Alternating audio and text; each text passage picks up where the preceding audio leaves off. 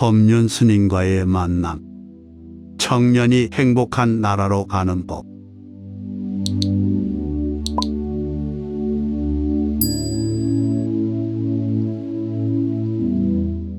요즘 전세 사기 피해가 심각한데 사회는 어떤 역할을 해야 하는가?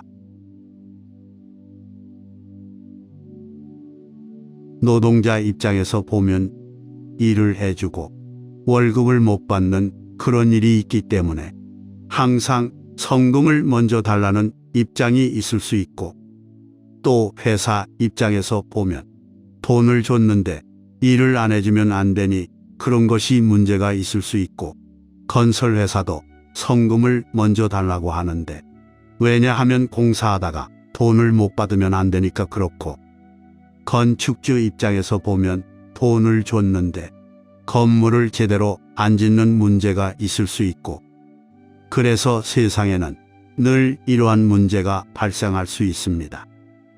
그런 것처럼 상호 이해관계가 발생을 했는데 전세의 경우 개개인의 입장을 보면 참 안타깝습니다.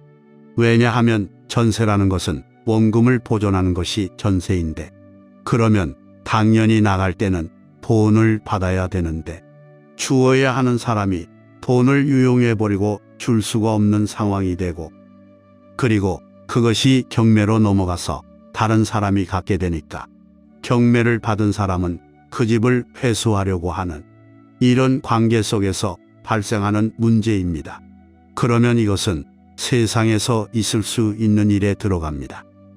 내가 주식을 샀는데 주식값이 떨어질 수도 있듯이, 은행에 예금을 했는데 은행이 부도가 나면 예금을 버릴 수밖에 없듯이, 돈을 빌려주고 못 받듯이 전세를 해도 100% 안정된 건 아니지 않습니까? 이런 일이 있을 수 있다는 것을 알고 이것을 싸다고 무조건 계약하는 것이 아니라 조심스럽게 안전장치를 마련해야 됩니다. 그래서 전세를 무조건 보증해주는 그런 시스템도 있지 않습니까? 그런데 이런 상황은 젊은이로서 잃게 되면 억울하지만 교통사고 나서 다치고도 살 수 있고, 이러니까 사람 안 다친 것이 다행이다 이렇게 생각하고 돈을 포기하고 새로운 길을 가야 되는데, 그 돈이 어렵게 번 돈이고 다시 새로 그만큼의 돈을 마련하기에는 너무 막막하니까 스스로에게 극단적인 선택을 하는 경우가 있습니다. 그리고 반대로 이렇게 남의 돈을 받았으면 때가 되면 되돌려줘야 되는데 못 돌려줄 상황이라면, 저는 이것은 정부가 첫 번째로 처벌을 하고 그 사람의 재산을 환수해서 지급을 하도록 신속하게 대응을 해줘야 됩니다. 그리고 그것을 정부가 보상하느냐, 이 문제는 사회의 평균성, 형평성 때문에 사회적 손실을 입은 것들을 정부가 모두 보전해 줄 것인지의 문제입니다. 개인 부도난 것을 정부가 해결해 줘야 되느냐, 이런 문제인데, 저는 그렇다 하더라도 이 부분도 일부 정부에서 해결할 필요가 있다고 봅니다.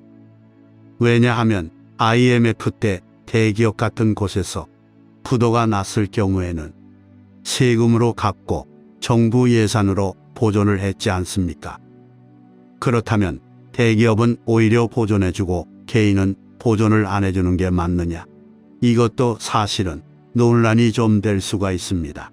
그렇기 때문에 이것은 조금 위험한 길이기는 하지만, 즉 도덕 불감증 문제를 야기시킬 수 있기 때문에 뭐든지 자기가 잘못해놓고 정부 보고 책임져 달라는 것은 올바르지 않습니다만, 이것이 한 개인에게 일어난 문제가 아니라 어떤 집단적으로 일어났을 때는 그것을 제대로 관리 감독하지 못한 정부의 책임도 있기 때문에, 저는 정부가 일부 보상을 해서라도 다수의 피해일 때는 어느 정도 해결책을 마련해야 되지 않을까, 이렇게 생각을 합니다. 제 개인은 이렇게 생각하지만 근본적으로 이것은 해결책이 아닙니다. 그래서 지금 출산율이 저하된다고 아기를 낳아라 한다고 아기를 낳는다, 돈을 얼마를 준다고 아기를 낳는다는 이런 발상은 참 굉장히 근시안적인 발상이거든요. 젊은이들이 아기를 낳는 것의 어려움은 첫째, 살 집이 없다는 거고, 두 번째는 사교육비가 너무 많이 들기 때문에 아기를 키우기가 어렵지 않습니까? 직장도 안정적이지 못하고, 그 다음에 세 번째가 건강, 보건의료 문제인데, 그나마 보건의료 문제는 잘 되어 있기 때문에 저는 세 가지 중 하나는 해결되어 있다고 봅니다.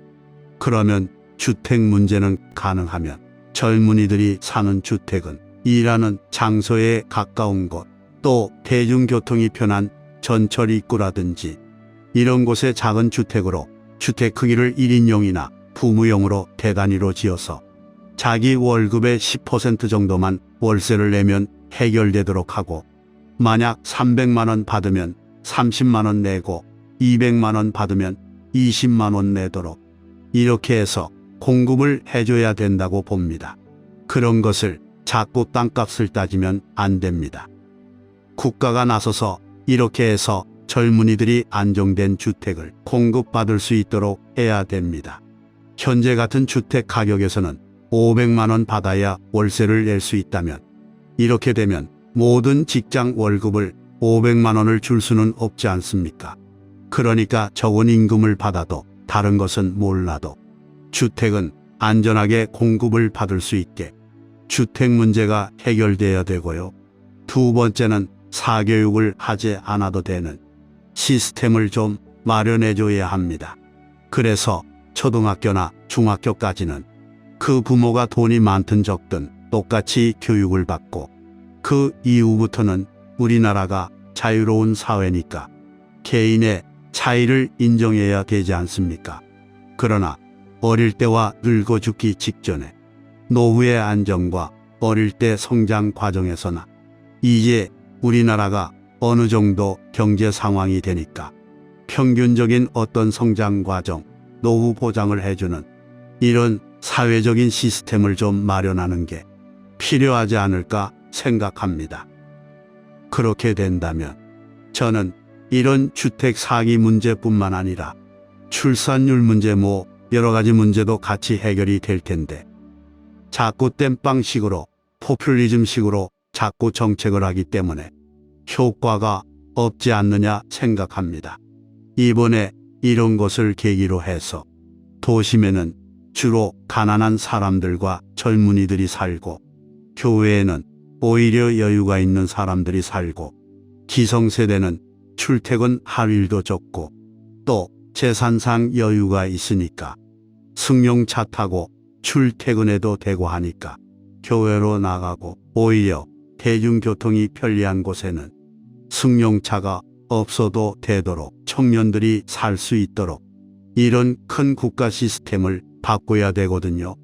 우리나라도 독일처럼 일정한 액수 3만 얼마인지 4만 얼마의 티켓을 구입하면 서울 시내, 경기도는 언제 어느 때나 무한히 대중교통을 탈 수 있도록 허용해주는 국가 정책적으로 그렇게 된다면, 그렇게 됨으로 해서 기후위기 대응책이 됩니다. 또한 대중과 청년에 대한 배려이기도 하고요. 또 기후위기 극복을 위해서 에너지 소모를 줄이는 방법이기도 합니다. 이렇게 조금씩이라도 청년을 위한 대응책이 필요합니다. 젊은이 몇 명을 자기 당에 데려가서 최고위원을 시킨다고 해야 아무 결정권도 없는 허수아비 아닙니까?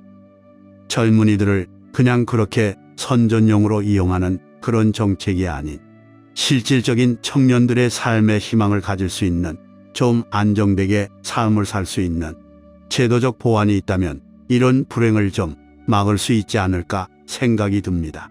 그렇다고 자살이 없어지고 그렇게는 안 되겠지만 자살률을 줄이고 출생률을 조금 높일 수 있는 그런 정책이 되지 않을까.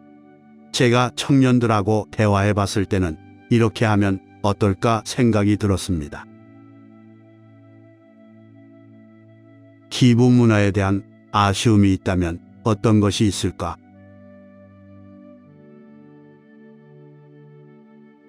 사람이 우리가 복을 빈다는 것은 자꾸 누구의 도움을 얻겠다는 것입니다. 그것이 부처님한테든 하느님한테든 부모한테든 남한테든 도움을 얻는다는 것은 경제적으로 보면 이익이지만 도움을 얻는다는 것은 자기가 미약한 존재라는 것을 전제로 하고 있지 않습니까?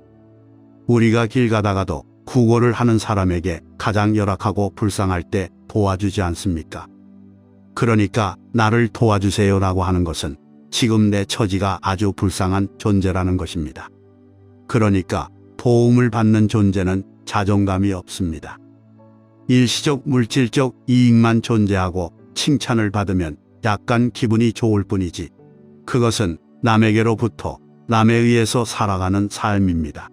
그리고 도와주던 사람이 그만둬 버리면, 지원을 그만둬 버리면, 보살핌을 그만둬 버리면 바로 나락으로 떨어지는 불안한 삶이라는 것입니다. 그런데 내가 남을 이렇게 조금이라도 돕는다고 하는 것은 나의 삶이 자립이 되어 있다는 것을 뜻하고, 내가 조금이라도 도움이 되는 삶을 산다는 것은 본인에게 굉장한 무의식적으로 자존감을 주는 것입니다. 그래서 이렇게 남을 돕는 것은 작은 돈이든 큰 돈이든 또는 작은 봉사든 큰 봉사든 남을 돕는 역할을 하면 첫째, 자기에게 자존감이 생깁니다.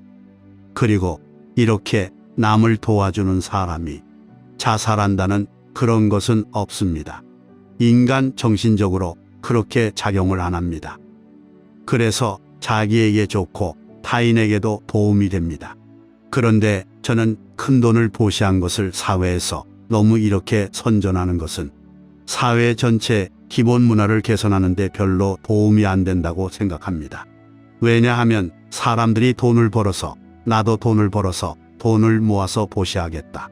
그래야 신문에 한 줄이라도 나고 방송에 나가지 않겠느냐, 체면이 좀 서지 않겠느냐, 돈 10,000원, 50,000원, 10만원 이런 건 뭐 주나 마나다라고 이렇게 생각할 위험이 있다는 것입니다. 그렇기 때문에 기분은 자기 형편이 되는 대로 1,000원도 좋고 10,000원도 좋고 10만원도 좋고 자기 형편되는 대로 그때 조금씩 생활을 절약해서 기부를 하는, 일상적인 기부를 하는 문화를 만들어내야 됩니다. 간혹 거액 기부를 한 것이 신문에 나와서 기부는 그렇게 큰 돈이 있는 사람, 그런 사람만 하는 거다라고 생각이 들 수도 있는데 저는 그런 것이 크게 바람직하지 않다고 생각합니다. 거액 기부하는 것이 나쁘다는 것이 아니라 그것을 너무 강조하는 것은 보통 사람들에게 오히려 기부하는 것마저도 좌절감을 줄 그런 심리현상이 일어날 수 있습니다. 그래서 서구에서도 보듯이 돈을 많이 번 사람들이 주로 재단을 마련해서 에이즈 퇴치를 한다든가 등등 많이 하지 않습니까? 이런 것은 우리 사회가 좀 본받았으면 좋겠습니다. 그런데 우리 사회는 대기업들이 오히려 정당이 내야 할 세금을 안 내려고 여러 가지 꼼수를 쓰는 탈세 정책을 해서 사회적 물의를 일으키지 않습니까? 이런 것을 넘어서서 마땅히 많이 벌었으니까 세금을 내고 남는 돈은 사회에 환원하는, 이렇게 하는 문화를 앞장서서 해주는 것이 바람직합니다. 그런 관점에서는 고액 기부하셨다는 분은 훌륭하다고 생각을 합니다. 그래서 국민적으로 이런 기부 문화를 만들어내는 것은 너무 고액 기부를 홍보하기보다는 적은 액수의 돈도 가난하지만 그래도 아껴서 작게 이렇게 보시한 사람들의 예를 좀 더 많이 발굴해서 사회적으로 알리는 그런 것이 더 바람직하지 않을까 이렇게 생각합니다. 제도적으로 빈부격차를 줄이는 정책도 필요하지만 이 세상을 똑같이 평균적으로 만든다는 것은 불가능합니다. 이 사회의 이런 자유로운 경쟁 속에서 내가 잘나서 돈을 벌어야겠다고 해서 돈을 벌었다기보다는 돈이 어쩌다 보니 나한테로 좀 몰려온 거거든요.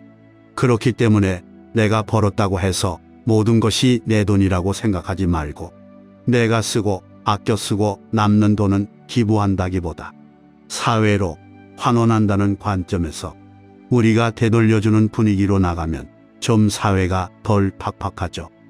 이것을 촘촘하게 제도적으로 만들려면 너무 팍팍해지거든요.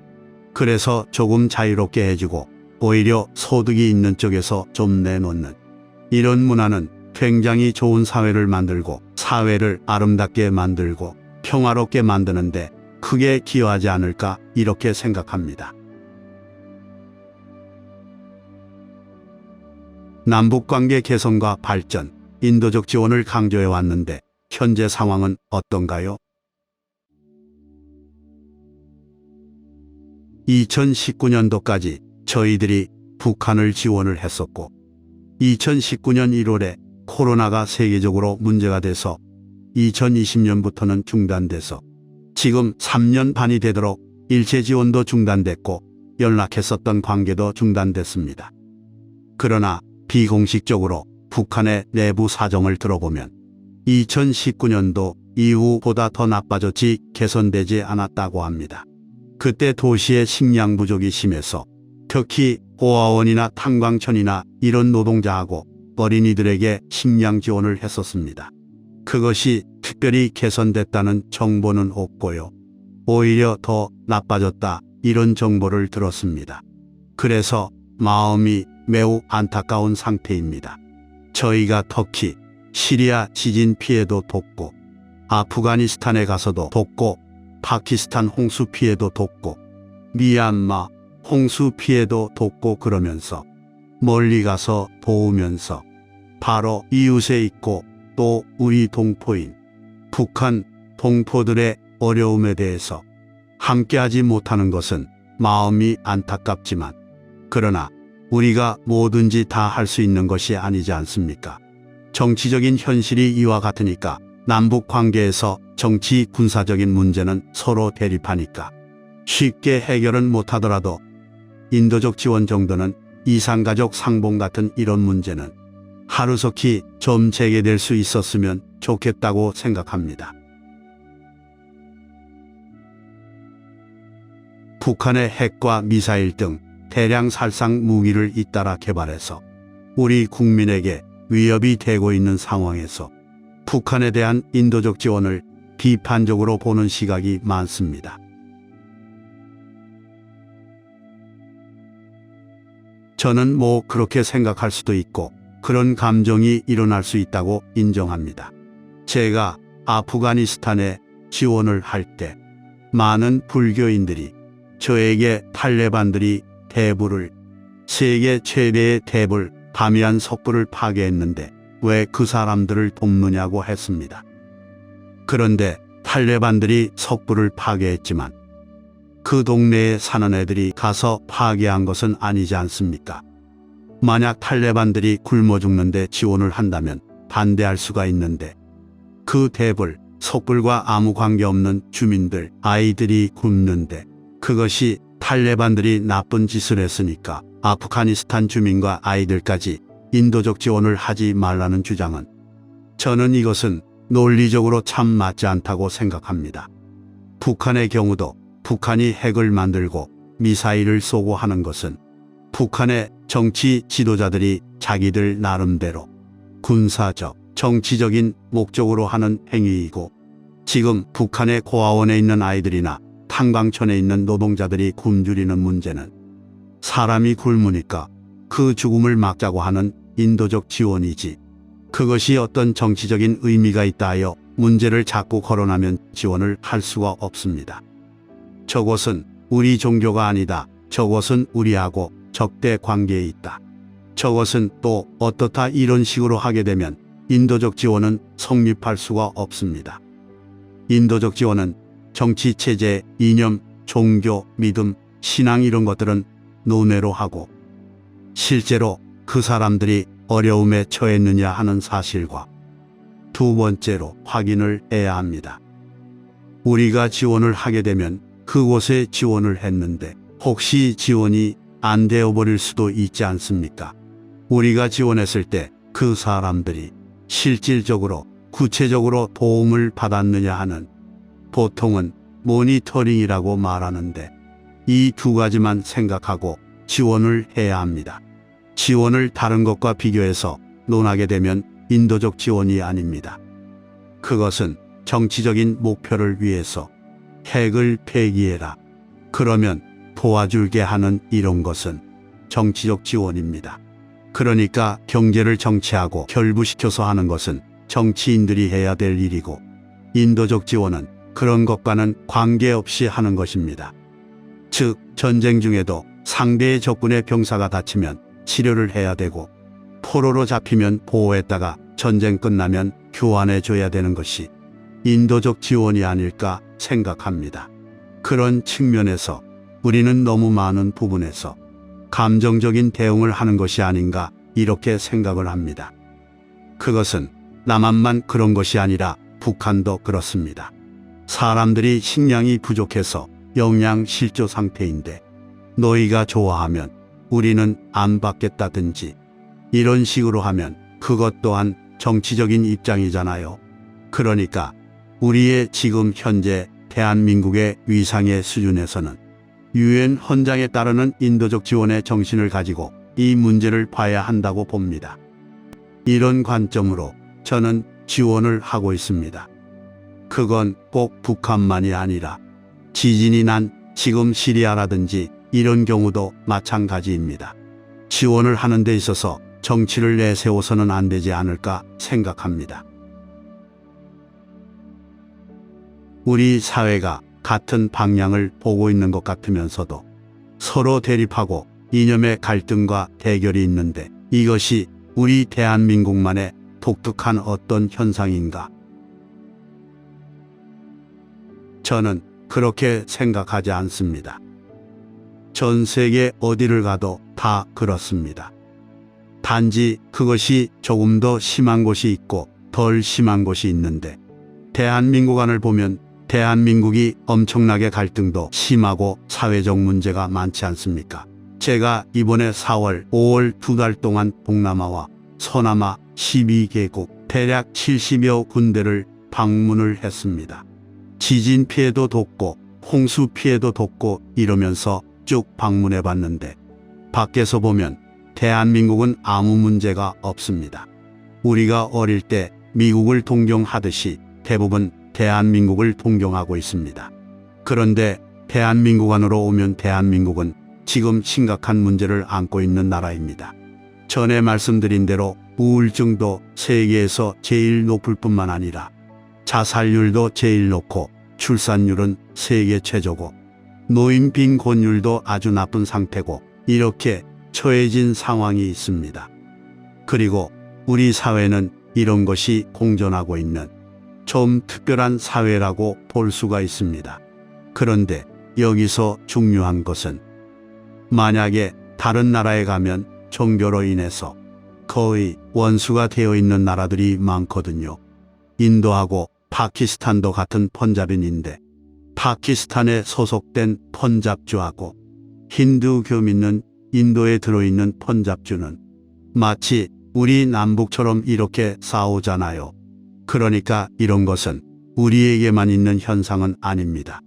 거기는 종교로 그렇고 우리는 이념으로 그렇고 어떤 곳에 가면 종족으로 그렇고 어떤 곳을 가면 민족으로 그렇고 이렇게 다 갈등이 심한데 우리는 그래도 종교적 갈등으로 전쟁을 하고 이러지는 않지 않습니까? 그리고 정쟁이 있지만 아직 내전이 일어날 정도까지는 아니지 않습니까? 지금 내전이 일어난 나라도 많거든요. 미얀마 같은 데는 지금 내전이 일어나 있지 않습니까? 정치적인 갈등으로. 또 많은 동남아시아 나라들은 군부 쿠데타가 자주 일어나지 않습니까? 우리에게 지금 군부 쿠데타가 일어나는 건 아니지 않습니까? 그러니까 우리만 특별히 나쁜 것은 아닙니다. 그런 측면에서 저는 조금 우리가 다름을 인정하는 것이 필요하지 않느냐 생각합니다. 그러니까 지금 남북 관계에서도 북한의 핵 개발에 대해서 굉장한 두려움을 가지고 우리도 핵을 개발해야 된다, 확장, 억제 정책을 해야 된다. 이렇게 생각하는 사람도 있을 수 있고 또 어떤 사람은 그래봐야 군비 경쟁을 하게 되면 전쟁의 위험만 높아지지 않느냐.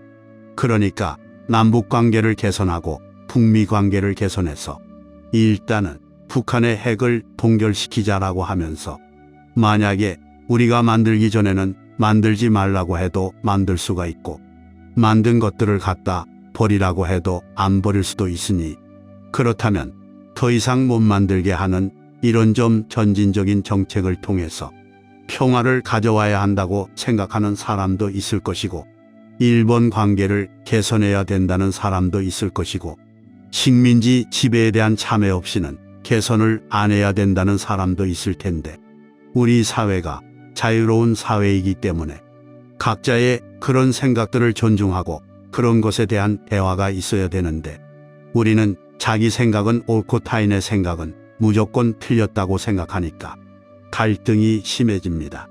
회사를 운영하는 사람은 당연히 사람을 고용할 때 저 사람이 1,000만 원을 벌면 자기가 500만 원 월급 가져가고 500만 원을 나한테 준다고 해야 고용을 할 것입니다.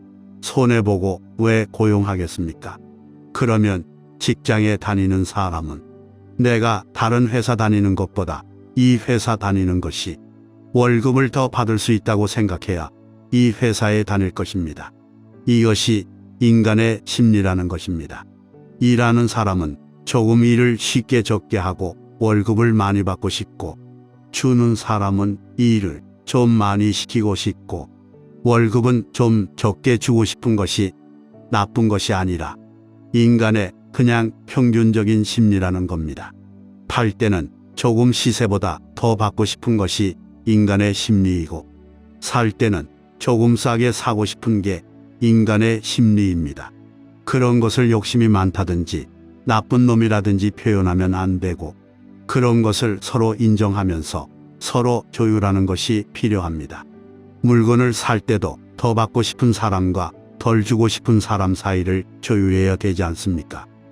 그런 것처럼 상대를 욕하고 너 나쁜 놈, 욕심쟁이 이렇게 얘기할 것이 아니라 서로 조율을 해서 근접점을 찾듯이 우리 사회 문제들을 대부분 다 그렇게 조율을 해야 됩니다. 부모 자식 간에도 조율이 안 돼서 관계가 파탄이 납니다. 나와 다른 상대를 인정하는 것, 이것이 존중이라는 것입니다.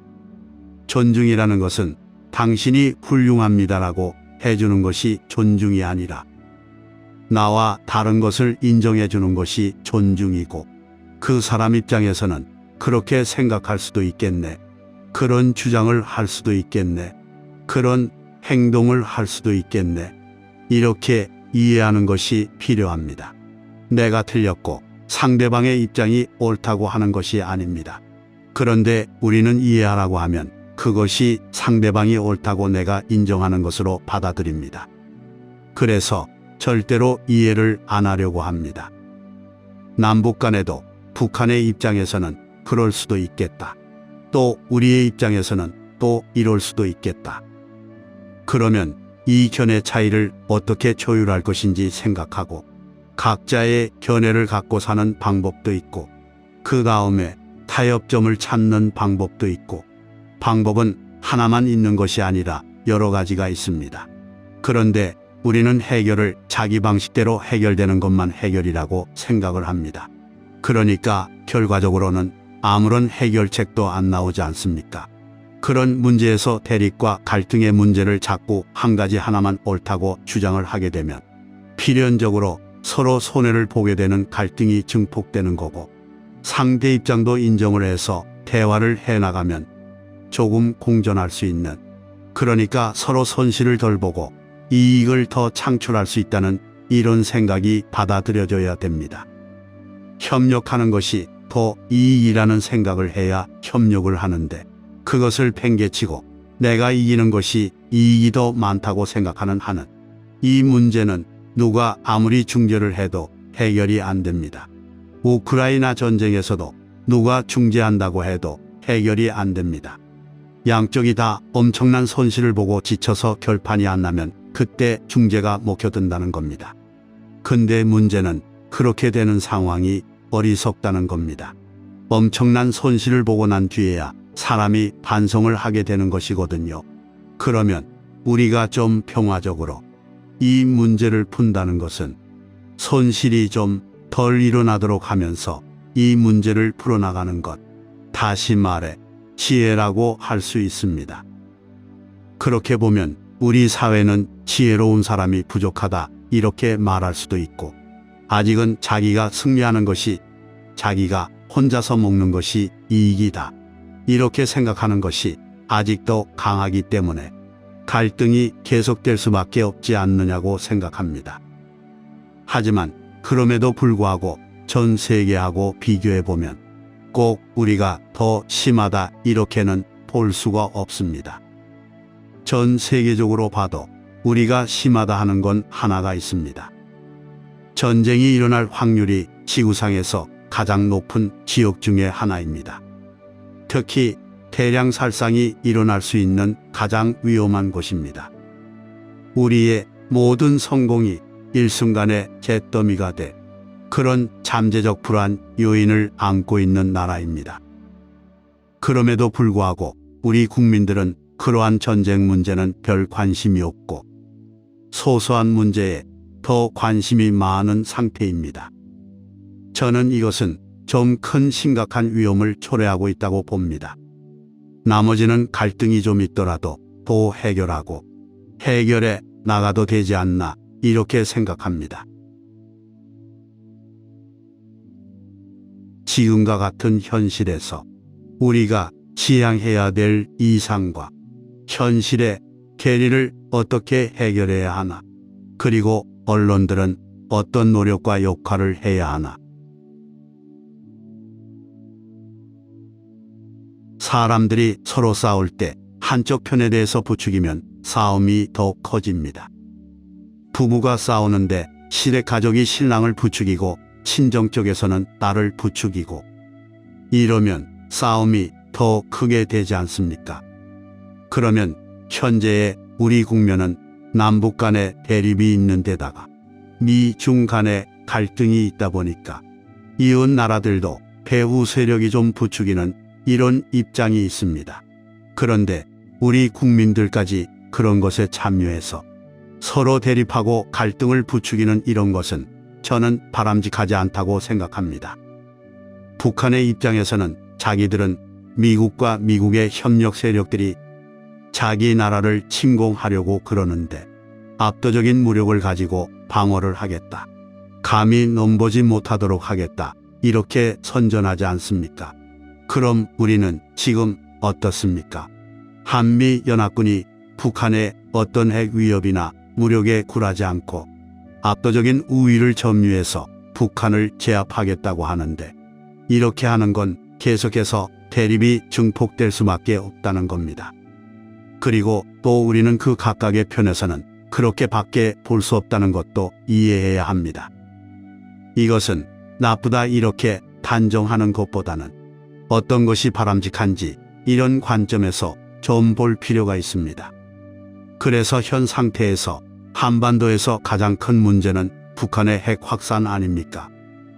계속 핵을 더 많이 생산하고 소형화하고 국가 간 이동할 가능성이 있다는 것은 한반도뿐만 아니라 세계 평화를 위협하는 것이지 않습니까?